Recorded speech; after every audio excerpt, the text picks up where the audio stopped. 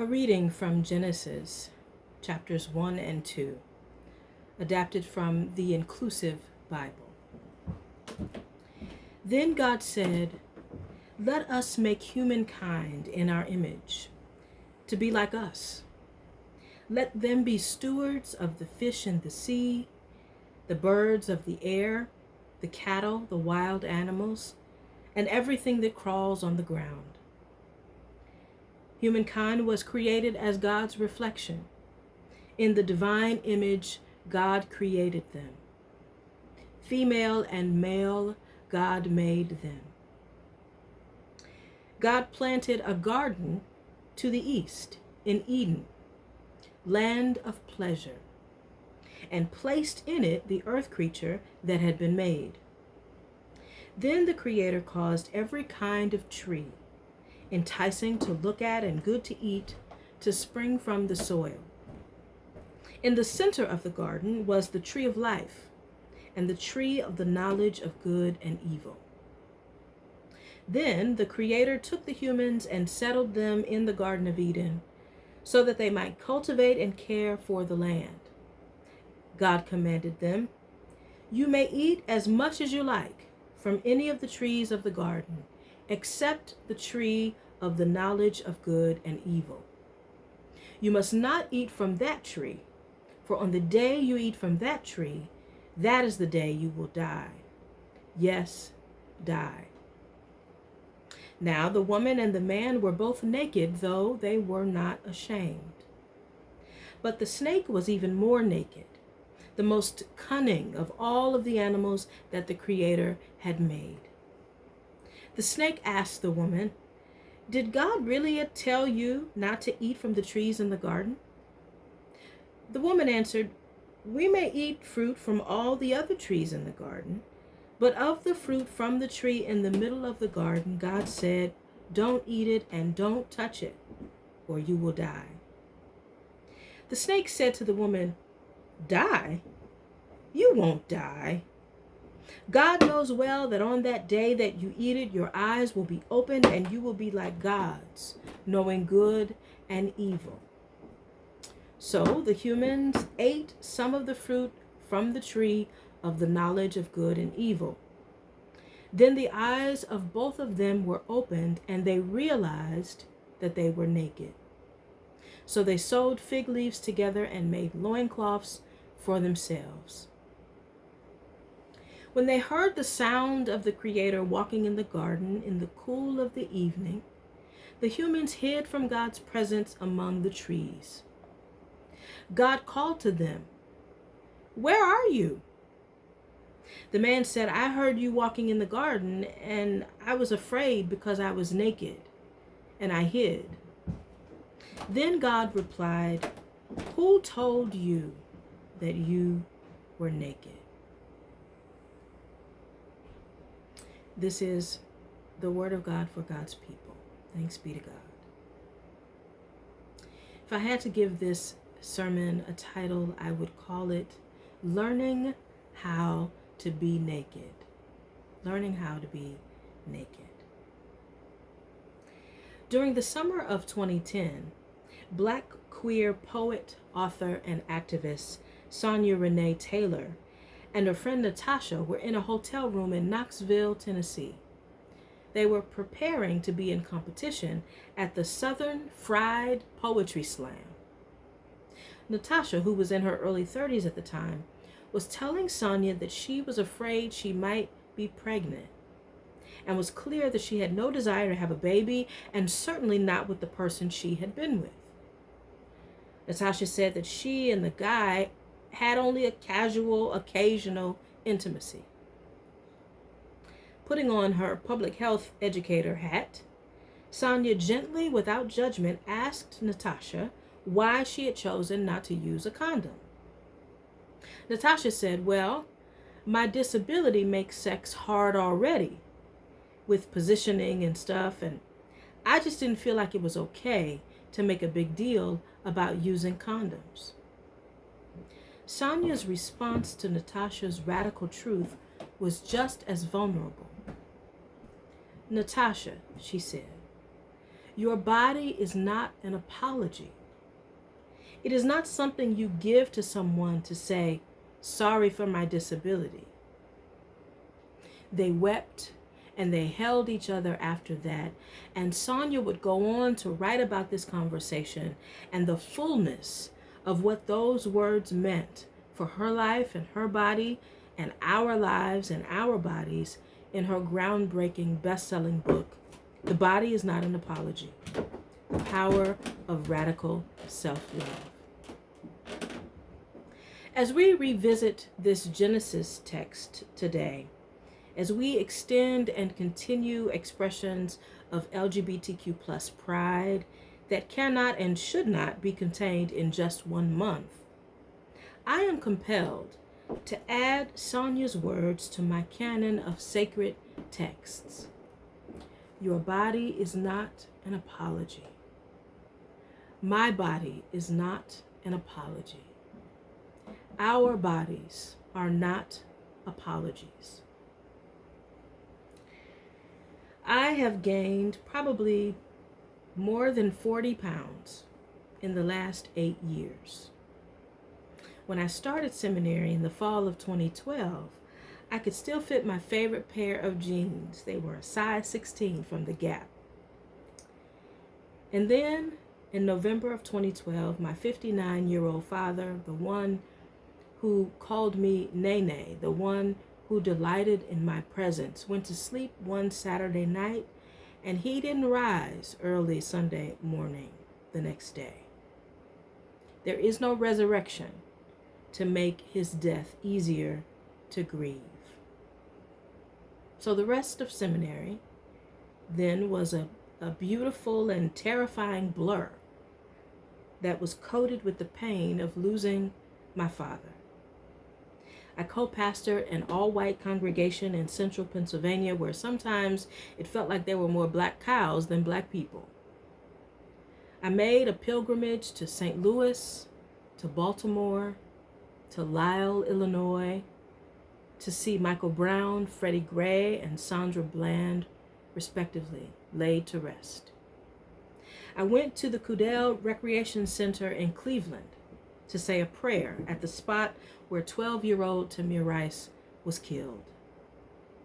I wore my clergy collar to protests and die-ins, and I sometimes indicted Christianity as one of the key instruments of white supremacy.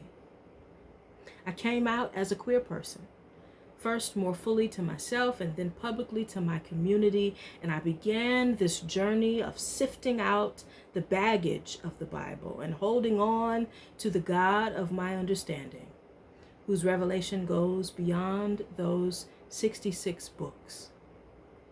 I met the woman that I would eventually marry, another minister, who loved me out of the shadows and reminded me and keeps reminding me that even holy work can kill you too, if you let it.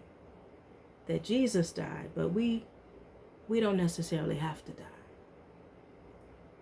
And so the more I became myself, the more connected I got to my call, to my work, the more I let myself love and be loved, the more weight I gained. Isn't that something? I know there might be somebody listening who has the same story. You get freer and freer, and suddenly you get treated like you're a burden. You came out, but your community didn't grow, it shrunk instead. You finally get to the point where you can caress the body that you're in, and someone answers back with repulsion and resentment. This morning, I want to revisit this Genesis story to explore the bumpy path of learning how to be naked. I want to start, first of all, by naming how this text in particular has been weaponized against LGBTQ plus people. Folks have used this same Genesis to subsidize their not Adam and Steve foolishness. Folks have used this same Genesis to sanctify their anti-trans, small-minded ideas about gender identity. So I'm clear that this text is so often a site of trauma. I get that this text can trigger real anxiety, real anger, real hurt. So this text ain't perfect. It never will be perfect. But I want to invite us to take a moment to read this text with queer eyes. Let's try to hear this story anew with bodies that have gained the weight of freedom. Here we read that a creator who uses we, us, they, them pronouns, go back and read it, decides essentially to reproduce. The inclusive Bible says, humankind was created as God's reflection. In the divine image, God created them, male and female, God made them. God looked in the mirror and saw this constellation, all genders, all ways of being, and made humanity from that complex mold. That's not the main point of the sermon, but I want to repeat that anyway. God said, let us make a being in our image. A plural God made a plural humanity. So don't let anybody reduce you to the simplest form. You are not a fraction. You are a plural being, a being made of the stuff that God is made of. So here we have God making these humans in Genesis chapter 1, and then in Genesis chapter 2, which, by the way, starts by spinning the tale of the first human beings in an entirely different way. The story of human creation reads in the Bible like a choose-your-own-adventure novel, but that's a digression. Genesis chapter 2 cuts to a scene in a garden called Paradise, Eden, a land of pleasure, where the Creator gives the creation a directive. You may eat as much as you like from any of the trees of the garden except this one tree, except the tree of the knowledge of good and evil. You must not eat from that tree. On the day you do, that is the day you will die. We know how this goes. The humans eat of the tree they weren't supposed to touch. Bad humans, right? But can I be honest? This is not the God of my understanding. This is not the God of my experience. This God in Genesis 2, who gives a weird and mysterious command, gives no context, and then just says, obey me or die. And let's be honest, that's not even the God of this text.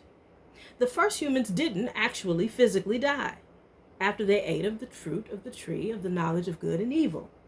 Disobedience does not actually equal physical death. So if we go a little deeper, if we reject the idea that this text should be used to make us terrified of God, of messing up, of yielding to temptation, what do we find in this text? The two humans eat the fruit of knowledge. They now understand the incongruence of the world. They now understand that both good and evil exist. They now know that paradise is not inevitable. And then what happens? The text says, the eyes of both of them were opened and they realized that they were naked. So what happened was not a physical death, but I would submit that it was a kind of dying. They went from paradise to shame. It's like that 40 pounds that I've gained in the last 8 years. Knowledge, deep knowledge of the self and the world is heavy. It's a weight. Knowing is just as much a burden as it is a blessing. I would liken this perhaps to coming out. Coming out, what a liberating move. What a blessing. And coming out is its own burden, carries its own weight. It means that we have to work hard to stay out in the light of day, It means that we have to see with clear eyes what we could not or would not see about ourselves before. It means to move in the world differently, fully, knowingly. It means realizing that you are naked, exposed, vulnerable. See, the serpent understood what would happen once the human beings realized they were free to make their own choices about whether or not to eat of this tree. The serpent understood that once these two original humans were free to say yes to making that choice, they were also free to regret that yes, free to be afraid of that yes, free to be ashamed of that yes. These two humans, I imagine, must have been overwhelmed with the sudden onslaught of knowledge, of truth. Seeing themselves for the first time, knowing good and knowing evil, but unsure how to make sense of it, unsure where they fit in on the spectrum. Opened eyes meant bearing witness to life and death, courage and fear, success and failure, intimacy and estrangement. They realized that they were naked, the text says, and so they sewed fig leaves together and made loincloths for themselves. Now, they were naked before, right? They've been naked the whole time. They were in paradise while naked, right? God made them naked. But look what happens to nakedness when it gets twisted and polluted in the serpent's imagination. It becomes something to avoid, something to be ashamed of. And so the story goes on that God beckons them, searches for them, looks for them, and they hide. They say, well, we were afraid because we are naked. God asks what I think is a critical question. Who told you that you were naked? I hear that as God asking, who told you that your body was an apology? I hear God asking, how did you come to that conclusion? I hear God saying, I know that knowledge can break your heart. I knew that. And I knew that it might be painful to know difficulty, to feel violence, to see with clear eyes. I wanted to protect you from that. But I never intended for knowing to actually be a source of shame. I didn't intend for knowledge to make you ashamed. That's what I want to share with you today. That you are not an apology. Your mind, your body, your heart are knowable. And once you know them, don't be ashamed. Learn how to be naked. Even knowing what you know, even having experienced what you've experienced, even being who you are, just as you are.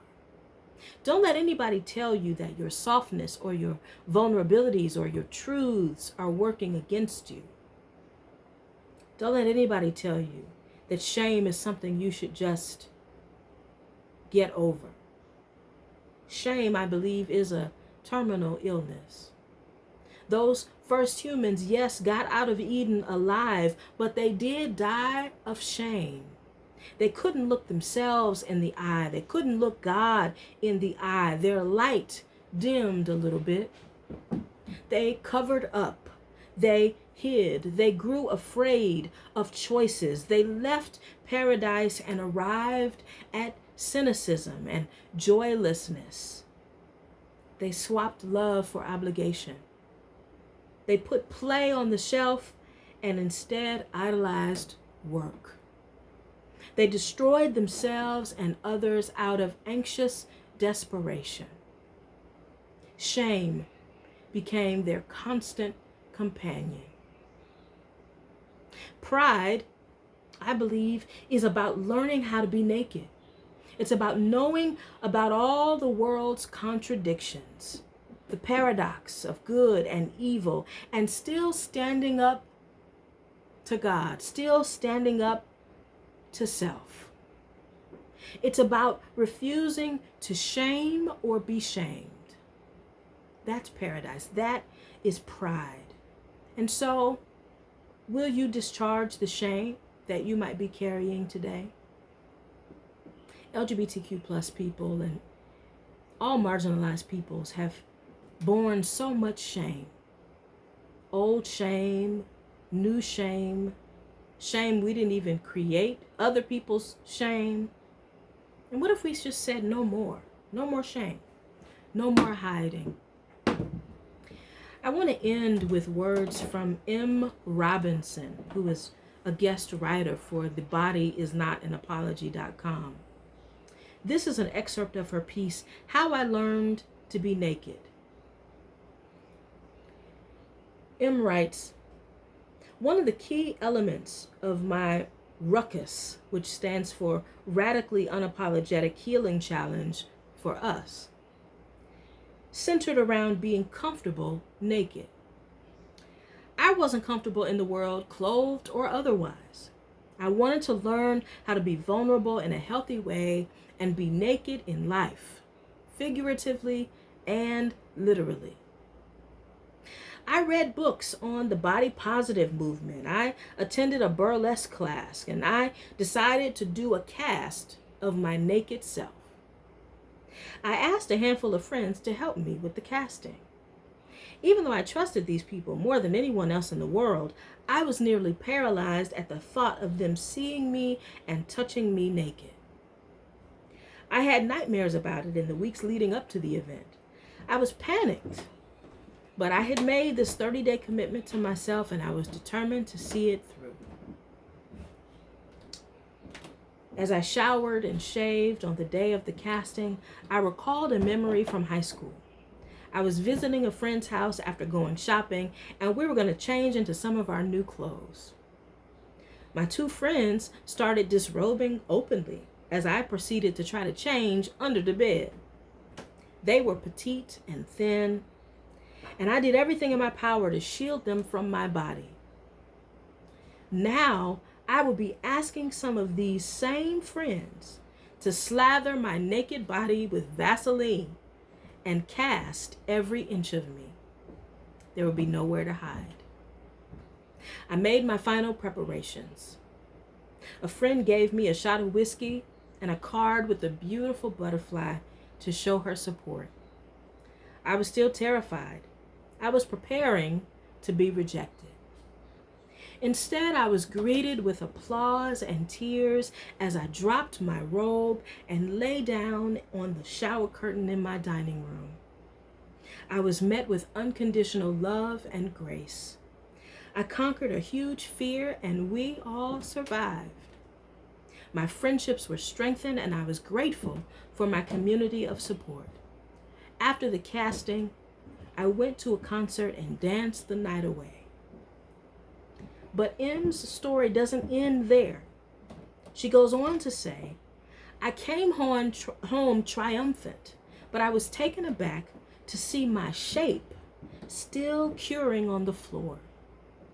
I still felt proud of what I had accomplished, yet I was unprepared for the reality of my size. I was tempted to just throw it away. I judged it harshly, and I didn't want it to be me. All that old shame came barreling back to the surface. I left the cast in the dining room for days, literally having to step over myself to get out the door. I wished I could hide again. However, something started to shift.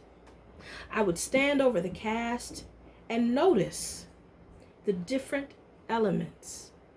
The symmetry of my shape, my broad shoulders, my waist, my ample bosom, belly, and butt, the part of my body I hated the most. Seeing myself in this way started to change me. Those were all the parts of myself that I was no longer going to hate or ignore. It took creating a model of my body to actually see it for what it is, to actually see it at all, without judgment, to see it as one good body. What M describes here is partaking from the tree of knowledge, then stepping back, open-eyed, terrified, and slowly seeing, slowly loving,